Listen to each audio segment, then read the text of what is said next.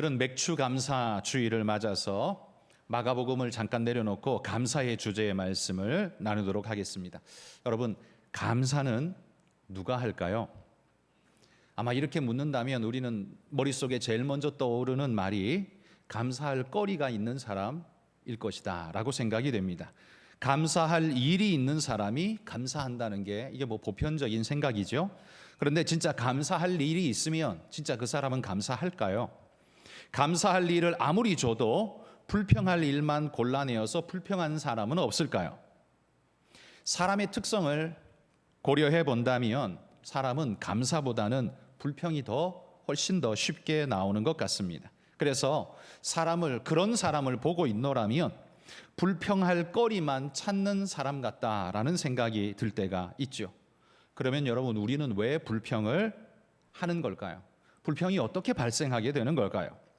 인생이 겸손한 마음으로 우리 스스로를 돌아본다면 불평하는 이들의 불평은요, 감사의 부재 때문에 불평하는 게 아니라 불평할 일의 존재 때문에 불평합니다.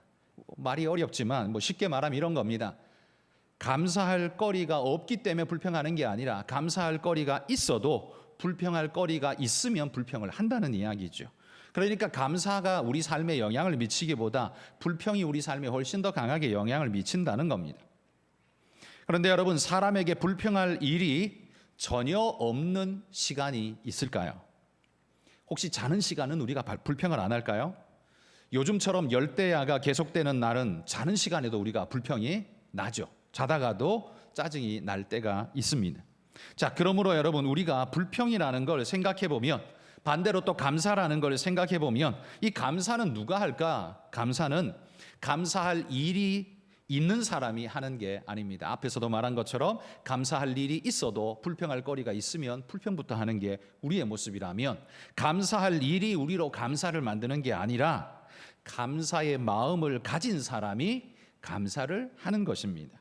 그러니까 환경의 문제이기보다는 마음이 더 큰 문제다라는 사실을 우리에게 알려준다는 거죠. 미국의 캘리포니아 대학의 심리학 교수인 로버트 에머슨 교수와 마이애미 대학의 심리학 교수인 마이클 맥컬로프 교수가 감사하는 태도가 우리 삶에 미치는 영향이라는 주제를 가지고 연구를 했다고 합니다. 그들은 실험 집단을 모아서 세 그룹으로 나누었는데 그들에게 일주일간 실험 처치를 합니다. 첫 번째 A그룹 집단에게는 불평할 일에 집중하도록, 그러니까 불평할 일이 뭐가 있었는지, 그 불평이 어땠는지 불평을 계속 생각하고 묵상하도록 만드는 그런 집단 활동을 하게 했고, B그룹 집단에는 감사하는 일에 집중하도록 그렇게 활동하게 했고, C그룹 집단에는 그냥 평범한 일에 집중하도록 그렇게 실험 처치를 했다고 합니다. 그들은 비록 일주일간의 실험 처치를 했지만 그 이후 1년 동안 그 사람들의 삶을 면밀하게 조사를 해봤다고 합니다. 그랬더니만 달 일주일의 실험이었는데 그 처치를 받고 난 다음에 1년 동안을 조사해 보니 그 사람들의 삶에 변화가 일어나더라는 겁니다. C그룹, 그러니까 평범한 일에 집중하게 했던 그 그룹에는 삶의 변화가 이전이나 이후나 변화가 없더라는 거죠. 별 변화가 없었습니다. 예전에 살던 그 모습 그대로 살아갔다는 거죠. 그런데 불평하는 것, 불만에 집중하도록 했던 A그룹 집단들은, 그 사람들은 그 이후에 1년 동안을 조사해 보니까요, 훨씬 불만이 더 많아졌다라는 연구 결과를 얻게 됐다는 거죠. 근데 반대로 감사하는 일에 집중하게 했던 B그룹 사람들은 매사에 감사하는 일이 좀 더 많아졌더라라는 결과를 얻었다는 겁니다. 감사하는 일에 집중하게 한 이 B그룹 사람들은 삶이 조금 더 행복하고 스트레스를 조금 더 적게 받으며 어려운 일도 수월하게 극복하는 그런 양상으로 삶이 바뀌어지더라라는 결과를 얻었다고 합니다. 그래서 부부관계도 좀 더 원만해지고 행복지수도 높게 나왔다는 거죠. 그런데 반면에 이 불평에 집중하게 했던 A그룹 사람들은 행복지수는 오히려 더 낮아지고 일도 제대로 풀리지 않고 스트레스만 더 많이 받는 그런 결과가 나오더라는 겁니다. 여러분은 A, B, C 그룹 중에 어디에 내가 속해 있는 것 같습니까? 여러분, 모든 인생에게는요, 이 세 가지의 양상이 나뉘어 있는 게 아니라 우리에게는 다 한꺼번에 우리 안에서 존재합니다. 감사할 일, 불평할 일, 평범한 일, 이 세 가지의 분포가 우리 모두에게 있다는 거죠. 그리고 그 세 가지가 사람마다 유달리 차이가 많이 나지는 않습니다. 그러니까 다시 말해서 누구는 감사할 일이 엄청 많은 인생을 사는데 누구는 불평할 일만 잔뜩 있는 그런 삶을 산다. 그렇지 않다는 거죠. 인생 전체를 놓고 보면 어떤 때는 감사가 많아서 좋은 인생인 것 같았는데 또 시간 지나가다 보면 불평할 일들이 자꾸 불쑥불쑥 나서는, 그러다가도 또 감사하는 일이 나서는 왔다 갔다 하는 그런 인생이 사실 우리 인생 아닙니까? 그러니까 평균을 놓고 보자면 모든 사람들은 대부분 비슷하게 살아간다라는 이야기입니다. 그러니까 내가 더 불편해, 내가 더 불쌍해, 내가 더 억울해, 내가 더 안 좋아라고 생각하는 사람은 사실 자기 마음에서 나오는 생각일 뿐이지 결과적인 모습은 아니라는 거죠. 모두가 다 사실은 그렇게 살아간다는 겁니다. 여러분, 오늘 본문으로 돌아가서 오늘 본문에 보시면 이스라엘 백성들이야말로 진짜 감사해야 될 사람들 아니겠습니까? 그들은 400년 동안 종살이 하다가 이제야 그 종살이에서 벗어난 존재입니다. 여러분, 이 400년의 종살이가 이 보통 종살이가 아니죠. 우리가 아는 것처럼 그 막바지에 이르면 아들을 낳으면 그냥 잡아 죽여버리는, 강에다가 던져서 죽이고 그냥 칼로 죽이고 하는 이 끔찍한 일들이 사륙이 막 버젓이 일어나는, 그런데 그것을 고스란히 당해야 하는 그런 상황 속에서 종살이였습니다. 얼마나 비참합니까? 그냥 막노동, 그러니까 육체적인 고통이 그냥 심한 정도가 아니라 인간의 인격이 말살되어지고 심리적 고통과 육체적 고통이 한껏 주어져 있는 삶을 이스라엘 백성이 살았다는 거예요. 그러니 여러분, 이러한 자들에게 모세가 찾아와서 이스라엘 장로들과 논의할 때 아마 이스라엘 장로들 중에는 아마 분명히 이런 마음이 있었을 겁니다. 이 지긋지긋한 종살이에서 벗어나 자유롭게 살게만 해준다면 나는 무엇이든지 감내하겠습니다. 우리 이스라엘 백성들은 뭐든지 감내하겠습니다. 제발 이 종살이에서만 벗어나게 해주십시오. 여러분, 이스라엘 장로들이 이렇게 말하지 않았을까요? 성경에 그런 구절이 쓰여 있지는 않지만 그런 충분한, 우리 그렇게 생각해 볼 수 있는 충분한 개연성이 그 시대 속에 있었습니다. 출애굽할 때 이스라엘 백성들의 마음도 그러했을 겁니다. 그리고 그들은 출애굽을 했습니다. 그리고 홍해에서 그들을 쫓아오는 추격하는 애국 군대마저 마지막으로 수장시켜 버렸습니다. 완벽한 구원이 완성된 거죠. 그럴 때 그들의 심령은 안도감이 차오르며 눈물이 그냥 흘러내리고 벅찬 가슴을 주체하지 못해서 그 입에서 찬양이 터져 올랐습니다. 그게 바로 출애굽기 15장의 말씀입니다. 그들은 악기를 동원해서 춤을 추면서 이 구원을 찬양했습니다. 지긋지긋한 애굽의 종살이를 벗어났다라고 즐겁게 노래하며 찬양했습니다. 그런데 오늘 16장으로 넘어오면 그 감사가, 북받치는 감사가 단 한 달 만에 불평으로 뒤바뀐 걸 우리는 보게 됩니다. 오늘 본문 1절에 보십시오. 거기 보면 이 불평이 일어난 때가 언제냐 하면 출애굽 후에 둘째 달 15일이라고 말합니다. 둘째 달. 그러니까 2월 15일이라는 소리죠.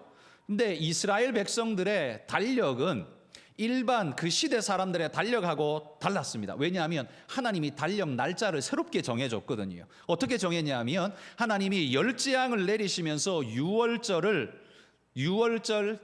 예식을 행하실 때 너희는 6월절이 있는 이달을 너희의 1월달로 삼으라, 이렇게 말씀하셨습니다. 그래서 이달이 달의 해의 시작이 되게 해라 말씀하셨어요. 그래서 그 달이 1월이 됐습니다. 그런데 6월절은요, 그 달 1월 14일이 6월절이거든요. 6월절에 어린 양 문설주와 문인방에 피를 바르고, 피를 바르지 않은 애굽인들의 장자는 전부 다 죽었습니다. 그래서 바로도 두 손 들고 다 떠나가라. 이 이스라엘인들은 애굽에서 다 떠나가라. 그렇게 해방, 항복을 선언했습니다. 그래서 이스라엘 백성들이 그때부터 출애굽을 시작한 거죠. 그러니까 1월 14일 6월절을 지나고 출애굽을 했습니다. 그런데 지금 날짜가 언제예요? 지금은 둘째 달 15일입니다. 그러니까 한 달이 지난 시점입니다. 많이 가지 않았어요. 딱 한 달 지났습니다. 그런데 한 달 만에 출애굽의 그 영광의 찬양을 부르던 출애굽기 15장의 사건이 16장 딱 한 달이 지나가면서 그들의 입술의 고백은 달라졌습니다. 3절에 보시면 이렇게 말합니다. 우리가 애굽 땅에서 고기 가마 곁에 앉아 있던 때와 떡을 배불리 먹던 때에 여호와의 손에 죽었더라면, 이렇게 말합니다. 마치 이 말만 들어보면요, 애굽에 있을 때 정말 행복하고 안락하게 살았던 것처럼 느껴지게 말을 하고 있습니다. 이거 완전 거짓말이죠. 애굽에 있을 때 언제 안락했습니까? 그때가 언제 행복했습니까? 전혀 거짓말입니다. 그런데 느낌이 어때요? 지금이 힘드니까 마치 그때가 좋았던 것처럼 착각을 지금 일으키면서 그렇게 말을 하고 있는 거예요. 말을 해도 어떻게 이렇게 할까요? 듣는 하나님은 얼마나 기분 나빴을까요? 이렇게 말을 합니다. 그러니 이 말만 놓고 보면 하나님께서 잘 살고 있는 사람들을 억지로 멱살을 잡고 끄집어내어 와가지고 이 광야에서 죽게 만들고 있는 것 같은 그런 느낌이 들지 않습니까? 하나님이 되게 뭔가 잘못하신 것 같은 느낌이 들게 말을 하고 있습니다. 여러분, 오늘 이 말씀을 보며 이 사실을 먼저 한번 생각해 보십시오. 인간의 감사 유효 기간은 얼마인가? 얼마입니까? 언제까지라고 말할 수는 없지만 적어도 오늘 본문을 보면 한 달을 못 간다는 겁니다. 한 달을 못 간다. 인간의 감사 유효 기간은 한 달을 못 가는 거예요. 작은 일도 아니고요, 평생 종살이에서 건져 주었는데 그 감사가 기껏해야 한 달도 못 갑니다. 불과 한 달도 되기 전에 15장의 구원의 노래는 16장의 불평의 노래로 바뀌어 버렸습니다. 그럼 무엇이 이들의 감사를 이렇게 새까맣게 잊어버리게 만들었을까요? 그건 먹을 것의 문제입니다. 출애굽할 때 그들은 분명히 아마 먼 길 가니까 먹을 걸 조금 싸들고 왔을 겁니다. 많이는 아니더라도 갑작스럽게 나왔으니까요, 그래도 조금이라도 싸들고 왔을 겁니다. 아마 6월절 무교병을 먹었으니 그 무교덩, 그 떡덩어리라도 뭉친 대로 아마 그대로 들고 나왔을 겁니다. 그런데 한 달이 시간이 지나면서 그 떡이 남아나겠습니까? 다 없어졌습니다. 이젠 더 이상 먹을 게 없습니다. 그들에게 먹을 것이라는 인간의 필수적인 문제가 큰 문제로 다가오게 됩니다. 그러자 그들은 감사를 까맣게 잊어버리게 됩니다. 아마 이렇게 이야기하면 이런 설교를 듣고 계신 여러분의 마음속에 이런 생각이 드는 분들도 있을 거예요. 먹는 문제, 인간의 본질적 존재의 문제 아니냐? 그게 없으면 인간은 존재가 불가능하기 때문에 그렇게 불평하는 거 당연한 것 아니야? 우린 그렇게 생각할 수 있습니다. 그렇습니다. 이 먹는 문제, 먹고 사는 문제는 인간에게 본질적으로 가장 중요한 문제입니다. 그러기에 우리는 이 글을 읽으면서 충분히 이해가 되고 공감도 됩니다. 그런데 여러분, 필요를 구하는 것이 문제라는 말을 하는 게 아닙니다. 그 문제를 어떻게 구하느냐, 이게 사실은 문제입니다. 먹고 살아야 한다는 문제는 우리에게 필연적인 절대 명제입니다. 이건 다른 걸로 대체가 불가능한 것이죠. 그래서 이렇게 불평하는 게 어찌 보면 맞아 보입니다. 그러나 여러분, 그 상황 속에서 우리가 어떻게 표현하느냐, 나타내느냐, 여러분 이거 굉장히 중요한 문제 아닙니까? 여러분, 여러분의 자녀들이 그 사춘기 시절에 밥이 맛이 없거나 혹은 입맛이 없어서 밥이 안 넘어가거나 하면 뭐라고 말을 합니까? 입맛이 없어요. 죄송해요, 어머니. 제가 좀 못 먹겠어요. 저녁에 먹을게요. 뭐 이렇게 공손하게 말하나요? 아니죠. 그냥 숟가락을 그냥 내리치면서 그냥 맛대가리가 없다고 막 자기 뭐 엄마 탓을 하지요. 왜 그렇습니까? 불평이 그냥 그렇게 터져 나옵니다. 여러분, 필요를 구하는 것은 잘못된 문제는 아닙니다만 그 필요를 어떤 식으로 구하는가는 그 사람의 책임입니다.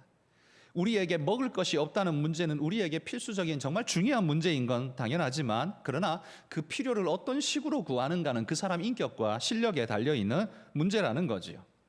여러분, 이 사람들이 불편한 상황, 이 힘겨워 먹을 것이 없는 이 불편한 상황 때문에 불평이 나오는 것이 당연하다라고 생각하신다면, 그러시다면 이렇게 한번 제가 질문을 또 한번 해보겠습니다.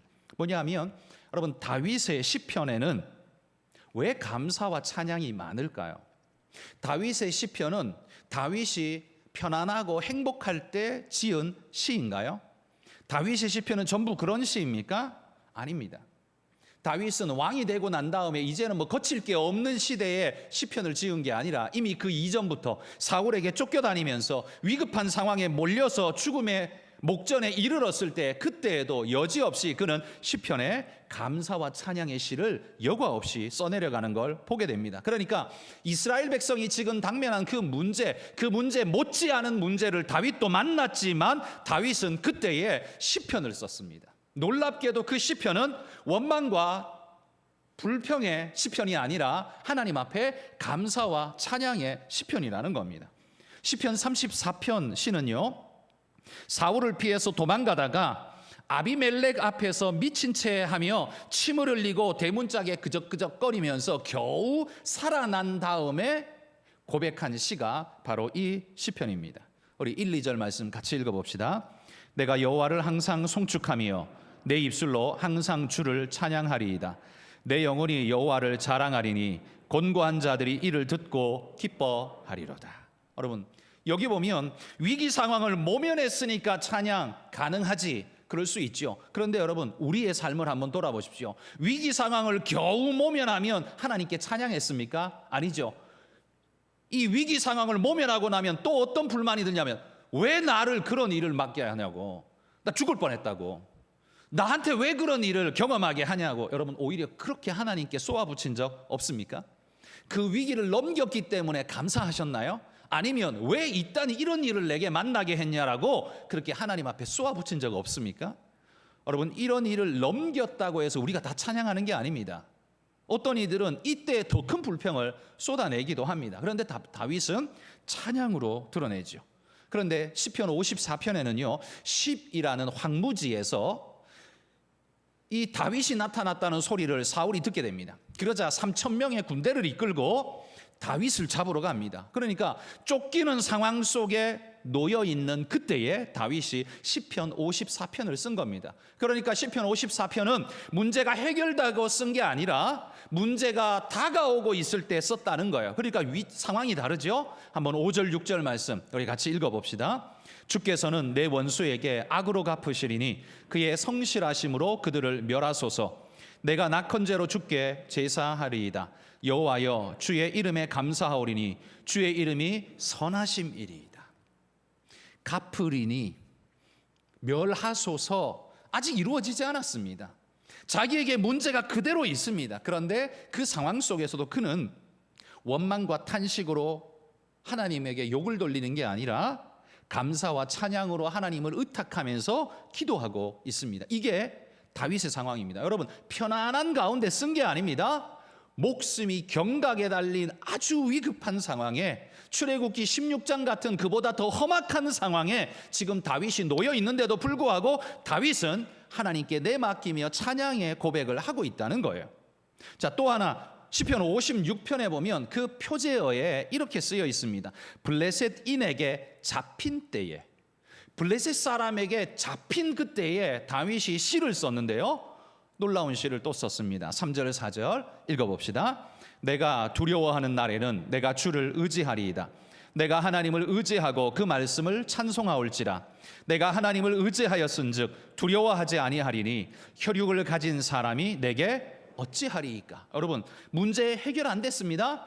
블레셋인들에게 잡혀서 지금 내가 언제 죽을지 모르는 위급한 상황입니다. 그런데 이렇게 말합니다. 혈육을 가진 사람이 내게 어찌하겠습니까? 굉장히 담대한 말을 합니다. 왜요? 왜냐하면 내가 하나님을 의지하였은즉, 이렇게 말합니다. 내가 하나님을 의지하고 의지하였으니 감히 누가 어떻게 하겠습니까? 하나님, 나는 주님을 의지하고 주님께 맡깁니다. 절대로 불평과 원망이 아니라요, 믿음의 고백을 그 시간 쏟아내고 있습니다. 블레셋인에게 잡힌 때에, 그때에 그 위기 상황에 쓴 시가 놀랍도록 아름다운 시를, 신앙의 시를 써내고 있다는 거예요. 여러분, 다윗의 감사의 시가 환경이 좋아서 감사 찬양을 한 게 아니라는 사실을 우리는 방금 세 구절만 읽었는데도 분명히 확인할 수 있죠. 이 다윗의 감사를 보면요, 감사의 본질적 속성을 우리가 잘 깨달을 수 있습니다. 감사는 환경에서 나오는 게 아니라는 사실이에요. 감사는 환경에서 나오는 게 아니라 하나님을 신뢰하는 마음에서부터 여러분 감사가 나옵니다. 감사할 일이 많으면 감사할 것이라는 우리의 생각은 사실 너무 나이브한 우리의 생각입니다. 착각입니다. 감사는요, 일에서 나오는 게 아니라 신뢰에서 나옵니다. 어렵지만 힘들지만 믿으니까 나오는 겁니다. 그러므로 감사할 일을 많이 주면 나도 감사할 수 있어. 힘든 일만 있으니까 그렇지 라고 말하는 분은 그 말이 되게 합리적으로 보일지 모르지만 사실 그 말은 뒤집어 놓고 보면 나는 감사가 뭔지 몰라요 라고 말하는 것하고 똑같은 상황이 벌어진 겁니다. 여러분, 감사는 그렇게 오는 게 아닙니다. 오늘 다윗을 포함해서 성경에 나오는 수많은 믿음의 사람들이 보여주는 감사하는 사람들의 공통점을 제가 뽑아보면 저는 세 가지로 추려볼 수 있다고 생각합니다. 성경에 나온 하나님의 사람들이 감사를 하는데 그 감사의 공통점 세 가지. 첫 번째는 하나님을 신뢰하기 때문에 그들은 감사했습니다. 일이 좋아서가 아니라요, 하나님을 신뢰하기 때문에 감사할 수 있었습니다. 두 번째, 오늘보다는 내일을 소망하기에 감사할 수 있었습니다. 비록 오늘은 험악하고 척박하지만 내일을 소망하면서 그들은 감사했습니다. 세 번째, 하나님께 맡기기 때문에 그들은 감사했습니다. 이 문제, 내게 당면한 삶의 문제가 있고 없고 크고 작고가 문제가 아니라 그걸 하나님께 내어 맡겼기 때문에 감사할 수 있었다는 거예요. 그래서 이 세 가지가 바로 성경이 보여주는 감사하는 사람들의 특징입니다. 그러니까 불편하고 힘든 상황이 있고 없고가 아닙니다. 크고 작고가 아닙니다. 그게 얼마나 크든 작든 있든 없든 상관없이 그들은 이 세 가지를 가지고 하나님 앞에 감사할 수 있었습니다. 문제가 많지만 하나님을 신뢰하기 때문에 문제에 집착하지 않고 그 일을 처리하실 전능하신 하나님을 신뢰합니다. 그렇게 신뢰하고 믿었더니만 감사할 수 있더라는 이야기예요. 비록 오늘은 문제에 사로잡혀서 괴롭지만 내일은 선하신 하나님께서 능력으로 역사하사 고치실 거라는 걸 우리는 믿음으로 바라봅니다. 그럴 때 우리에게서 감사가 나옵니다.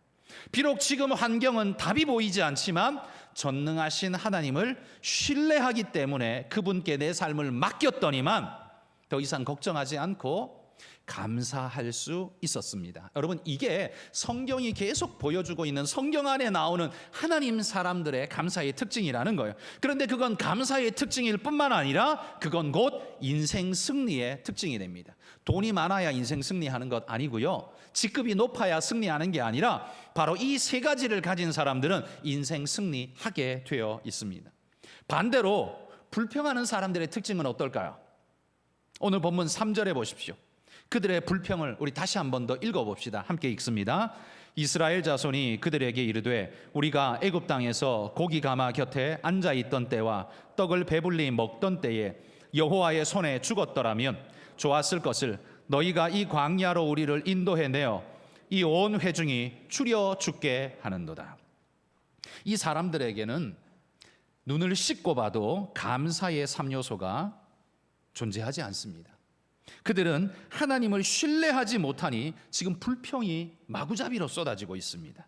내일이 아니라 오늘에 집착하고 있으니 없는 것만 부각되어 보이고 거기에 함몰되어 버리니 불평이 쏟아질 수밖에 없습니다.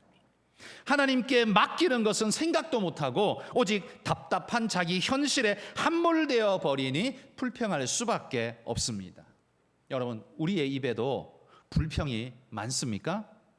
그 이유는 불평할 일이 진짜 많기 때문입니까? 아니면 감사의 3요소가 없기 때문에 내가 지금 불평하고 있는 겁니까? 인생에 불평할 요소가 전혀 없이 살아가는 사람은 한 사람도 없습니다. 제가 서두에 미국 교수님들의 연구를 소개해드린 것처럼 똑같은 상황인데 그 상황 속에서 경험을 똑같이 해도 결국 뭘 보느냐에 따라서 그들의 삶에 엄청난 영향을 달리 미치더라라는 것 우리가 객관적으로 확인했습니다. 우린 늘 내가 제일 힘들다고 생각하지만요, 그 또한 착각 아닙니까? 내가 보고 있는 저 사람은 괜찮아 보이는데 내가 제일 힘들어. 정말 그럴까요? 그 사람의 이면을 봤습니까? 그 사람의 상황과 속을 들여다봤습니까? 그 사람의 울고 있는 눈물을 언제 보거나 들은 적 있습니까? 그런 적도 없으면서 내가 제일 힘들어. 쟤는 괜찮아 보이잖아. 자, 봐. 멀쩡하잖아. 멀쩡한 게 아니에요. 속은 다 썩어 있는 거예요. 그런데 우리는 그렇게 보이니까 내가 제일 힘들어 보이는 겁니다. 그러니까 결국 이건요, 남의 아픔을 볼 여건이나 상황이나 눈 자체가 내게 없다라는 걸 보여주는 이야기일 뿐입니다. 나보다 더 힘들고 어려운 이들은 이 땅에 충분히 많습니다. 단지 그 모든 여건 속에서 내가 뭘 보고 살아가느냐, 여러분, 이게 중요한 겁니다. 보는 눈에 감사의 3요소를 더하시기를 축복합니다. 하나님을 신뢰하시고 오늘보다 내일을 바라시며 하나님께 의탁하고 맡길 때에 우리 삶에는 놀라운 변화가 일어나게 될 것입니다. 인도의 시인, 우리도 잘 아는 타고르라는 시인을 여러분 잘 아시죠? 그가 동방의 등불이라는 시로 우리 한국인들에게 유명합니다. 그 동방의 등불이라는 시가 이렇게 시작합니다. 일찍이 아시아의 황금 시기에 빛나던 등불의 하나인 코리아, 그 등불 다시 한번 켜지는 날에 너는 동방의 밝은 빛이 되리라. 한국 사람도 아닌데 왜 이 코리아에 대한 찬양을 이렇게 멋지게 해주고 있을까요? 감격스럽죠. 제가 어릴 때 이 이야기를 많이 들었지만 사실 요 근래에는 이 이야기를 들어본 일이 전혀 없는 것 같습니다. 요즘 아이들 이 이야기를 듣고 자랐는지 모르겠습니다만 어쨌든 이 타고르는 이 동방의 작은 나라 한국을 향해서 이런 빛나는 등불이 될 거라고 이야기했습니다. 지금 그렇게 되었죠. 너무나 감사한 일이죠. 그런데 이 타고르가요, 행복의 감사에 대해서 이렇게 말했습니다. 감사의 분량과 행복의 분량은 비례한다. 이 말이 뭡니까? 감사를 많이 하시면 여러분의 행복이 늘어나게 될 겁니다. 그런데 감사를 안 하시면, 줄어들면 여러분의 행복도 줄어들게 될 거라는 바로 그 말입니다.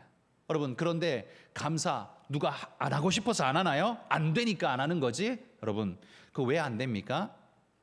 봐야 할 걸 못 보기 때문에 그렇습니다. 하나님을 보셔야 감사가 가능합니다. 그러니 여러분, 불신자에게는 이걸 요청하기가 어렵죠. 그러나 신자인 우리에게는 우리는 이것을 요청해야 합니다. 하나님을 보시면 가능합니다. 왜요? 원망과 불평에 찌들어 있던 자들도 하늘의 영광을 보는 순간, 하나님의 영광을 목도하는 순간 인생의 문제가 다 날아가고 하나님 앞에 찬양하는 사람으로 뒤바뀐 이야기들은 성경 속에 얼마든지 있습니다. 화로다 나여 망하게 되었도다라는 탄식도 나오지만요, 주님의 은혜를 경험하고 나니까 완전히 180도 다른 하나님의 사람으로 돌변하는 은혜의 역사가 일어나는 것도 봅니다. 다 하나님을 본 사람들의 변화이죠. 여러분, 하나님을 보시면 감사가 가능합니다. 그리고 하나님을 믿으시면 여러분 감사가 가능합니다. 그것 마음에 새기시기를 소망합니다. 나 혼자 감당하는 세상이 아닌 주님과 함께 살아가는 내 인생임을 우리가 깨닫는다면요, 우리는 충분히 감사의 3요소를 품고 살아가는 멋있는 사람이 될 수 있을 줄 믿습니다. 여러분, 세상 사람들이 그리스도인을 볼 때 그리스도인다운 그리스도인은 어떤 겁니까? 하나님 앞에 기도해서 남들보다 더 많은 물질을 얻을 수 있는 사람, 그리스도인입니까? 하나님께 기도해서 아픈 것 누구보다 먼저 낫는 사람, 그리스도인입니까? 누구보다 먼저 승진하는 사람, 그리스도인입니까? 아닙니다. 아닙니다. 엉뚱한 생각을 하지 마십시오. 그게 그리스도인의 표지를 말해주는 게 아닙니다. 세상 사람들이 그리스도인이 그러기를 원할까요? 여러분, 누구보다 먼저 승진하는데 감사 안 할 사람이 어디 있습니까? 누구보다 잘 나가는데 감사 안 할 사람이 어디 있습니까? 그건 예수 안 믿어도 할 수 있는 거예요. 예수 믿는 자의 표지가 뭡니까? 힘들고 어려운데도 감사하는 그 사람. 정말 인생이 미스테리야. 저 사람은 내가 볼 때는 정말 한강 다리 위에 올라가서 뛰어내려 자살할 것 같은데 저 사람은 그래도 웃고 다녀. 도대체 뭐야? 저 사람의 능력은 도대체 어디서 나오는 거야? 저 힘든 상황 속에서도 어떻게 저렇게 살 수가 있지? 놀랍다. 도대체 뭐지? 여러분, 그 인생의 삶의 원리를 배우고 싶고 본받고 싶어서 찾아오지 않을까요? 그런데 부자 되고 잘나고 대단해서 그리스도인이라면 그들은 자신의 방법, 수단과 방법을 가리지 않고서라도 잘나가기 위해서 발악하는 자가 될 겁니다. 여러분, 그건 그리스도인의 모델이 아니죠. 잘 살고 못 살고는 우리에게 별로 그렇게 중요한 문제가 아닙니다. 잘 살면 감사하죠. 그러나 못 살아도 감사할 수 있는 게 그리스도인입니다. 그 감사 때문에 그 사람들이 우리를 보고서 저 사람이야말로 그리스도인이구나. 저 사람을 보니까 신앙의 힘이 느껴진다. 저 사람을 보니까 나도 하나님을 믿고 싶다. 왜? 나는 기댈 게 없는데 저 사람에겐 하나님이 있네. 여러분, 이게 그리스도인 아닙니까? 그런데 그걸 보여줘야 되는데 시도 때도 없이 돈 하면서 거기에 매여 있는 모습만 우리가 계속 보여준다면, 그래서 교회에 와서 기껏 기도한다는 게 늘 돈 잘 벌게 해달라는 것만 기도한다면 얼마나 안타까운 일입니까? 주소를 잘못 찾아도, 번지수를 잘못 찾아도 한참 잘못 찾은 것 아닙니까?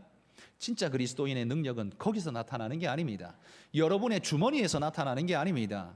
힘들고 어려운 상황 속에도 여러분에게서 끊어지지 않는 감사가 쏟아질 때 사람들은 그것으로 인해서 하나님의 영광을 노래하게 될 겁니다.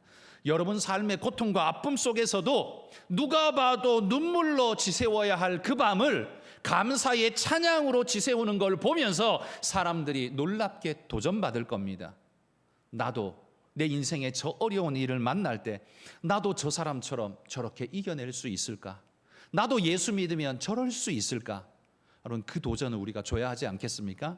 그러려면 우리가 먼저 감사하는 사람이 돼야 됩니다. 여러분, 감사하는 분들이 되시기를 소망합니다.